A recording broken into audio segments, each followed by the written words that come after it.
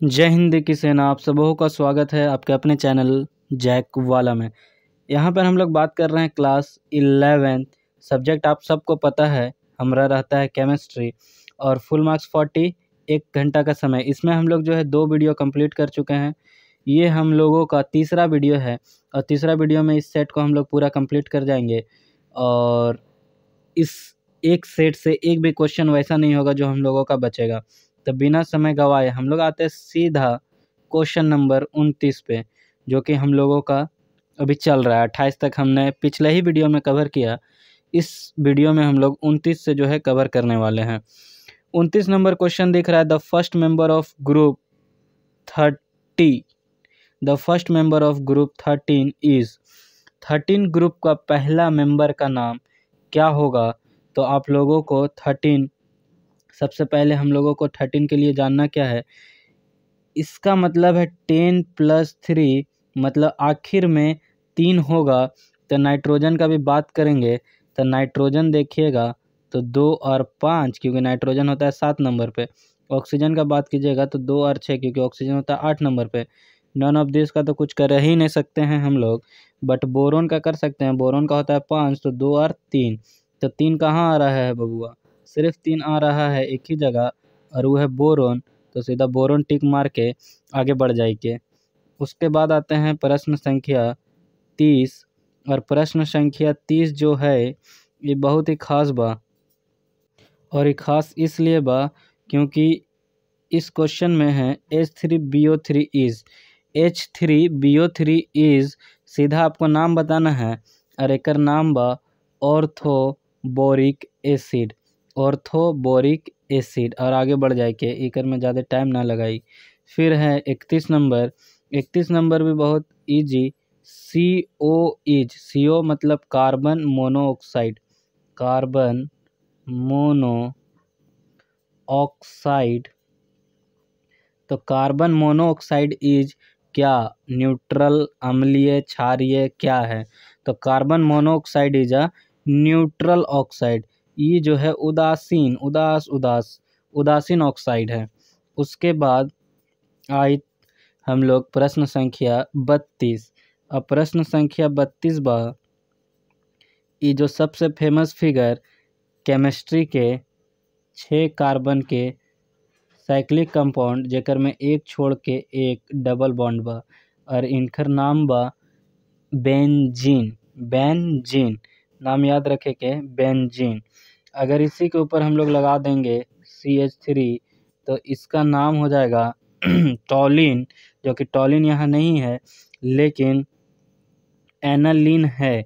तो बेंजीन के ऊपर अगर हम लोग लगा देंगे NH2 ग्रुप तो एकर नाम एनालिन बा और नेफ्थिलीन जब 2 कार्बन इस तरह से 2 बेंजीन रिंग के जब जोड़ देई तो ये बन जाई नेफ्थिलीन। एक और एक 2 में नेफ्थिलीन। तो ये रहे तीनों के नाम और फार्मूला। ओकर बाद आ जाई प्रश्न संख्या 33 पे। प्रश्न संख्या 33 बहुत easy, the IUPAC group suffix of alcohol. जो क्लास 10 से पढ़ते आया होगा केमिस्ट्री उसको पूरा पता होगा कि जहाँ पे लगा देंगे हम लोग ऑल वो बन जाएगा अल्कोहल और जहाँ पे लगा देंगे अल वो बन जाए अल्डिहाइड और जहाँ पे लगा देंगे ऑन वो बन जाए कीटोन। तो ये छोटा बात जो कि सबके आए के चाहिए अगर आप पढ़ रहे हैं केमिस्ट्री। आते हैं प्रश्न संख्या 34 पे। प्रश्न संख्या 34 भी नोमेनक्लेचर से CH3 CH2 CH2 CH2 CH3 के नाम का होई। तो सबसे पहले ही तो नॉर्मल है तो आइसो हटा दीजिए कि आइसो तो हो नहीं सकता। उसके बाद नियो भी हटा दीजिए क्योंकि ये नॉर्मल है तो हो नहीं सकता। बच्चा एगो आँख मूंद के मारिए, सही वही होगा। और देख भी लीजिए 1 2 3 4 5 कार्बन माने पेंटेन तो सीधा टिक करिए और बढ़ जाइए आगे। उसके बाद है प्रश्न संख्या 35 और प्रश्न संख्या 35 है उसमें लिखा है न्यूक्लियोफाइल इज। न्यूक्लियोफाइल मतलब नाभिकर्णीय स्नेही क्या है या फिर है। तो ये है जो HS-1 क्योंकि यहाँ पे BF3 जो है वो इलेक्ट्रोफाइल है, NO2+ भी इलेक्ट्रोफाइल है, और नन ऑफ दिस तो पता नहीं क्या है, तो इसमें हो जाए HS-। उसके बाद जो है प्रश्न संख्या 36, आयुपेक से जुड़ल बा, IUPAC name of CH3 CH3 CH2। तो सबसे पहले लंबा चेन बना ली, तो लंबा चेन बनी ई वाला लंबा चेन। ओकर बाद कर दी एकर नामांकन, और नामांकन करही कुछ उधर से जिधर से पड़ी नज़दीक, तो नज़दीक पड़ी किधर से फंक्शनल ग्रुप, तो नज़दीक पड़ी हमारा फंक्शनल ग्रुप इधर से आगे तरफ से, तो ये एक और ये दूसरा नंबर कार्बन, तो इसका नाम, क्योंकि 4 कार्बन है तो 4 कार्बन को हम लोग बोलते हैं ब्यूट, और ब्यूट यहाँ पे हो गया ब्यूटेन। उसके बाद यहाँ पे 2 नंबर पे क्या है, तो मिथाइल और अल्कोहल, तो 2 नंबर पे जो है आपका हो जाएगा मिथाइल, तो 2 मिथाइल ब्यूट 2 ऑल। पहले वाला ऑप्शन यहाँ सेटिस्फाई कर रहा है, इसलिए हम लोग पहले ही ऑप्शन को देख के टिक मार देंगे, दूसरा ऑप्शन देखने का भी ज़रूरत नहीं। 2 मिथाइल ब्यूटेन 1 में है नहीं, 2 में था, 1 में है नहीं, ख़त्म। और 3 मिथाइल तो ऐसे भी नहीं, नॉन ऑफ दिस तो पता नहीं क्या देता है।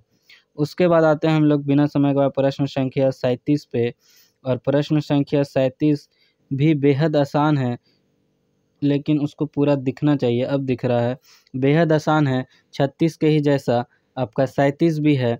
37 में बोला सोडियम सॉल्ट, सोडियम का salt of which acid be needed for preparation of propane, propane के प्रिपरेशन में सोडियम का कौन सा सॉल्ट चाहिए, तो हम के बनाए के प्रोपेन 3 कार्बन वाला, और सोडियम का सॉल्ट लिए के है, तो हम लोग को चाहिए 4 वाला ब्यूटेनोइक एसिड, ब्यूटेनोइक एसिड रही तब बने प्रोपेनोइक, प्रोपेन बनाए के लिए एक बढ़ा के ब्यूटेनोइक एसिड लिए के पड़ी।